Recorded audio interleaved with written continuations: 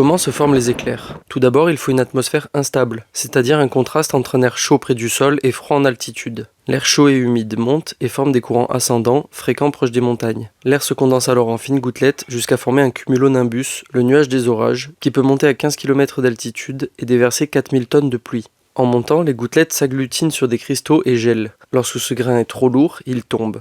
Dans sa chute, il se heurte à des cristaux ascendants et leur arrache des électrons, comme quand on frotte un ballon sur sa tête pour faire de l'électricité statique. On a donc des cristaux chargés positivement qui montent et des grains chargés négativement qui descendent.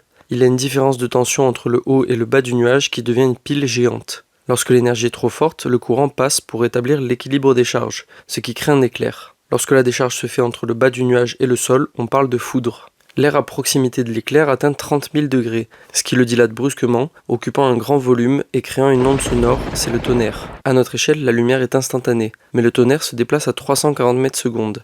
Il faut donc 3 secondes au tonnerre pour faire 1 km. Ainsi, on peut évaluer la distance de l'orage. Les éclairs ont alimenté de nombreuses croyances. Ils ont souvent été vus comme des punitions divines, et certaines croyances ont la vie dure. La phrase « la foudre ne tombe jamais deux fois au même endroit » est fausse. Si vous êtes pris dans un orage sans possibilité de vous abriter, il faut s'éloigner des arbres, ne pas tenir de pointe métallique et ne pas utiliser d'appareil électronique comme un téléphone. Sans possibilité de s'abriter, il faut s'accroupir sur une surface isolante comme un duvet ou un sac à dos.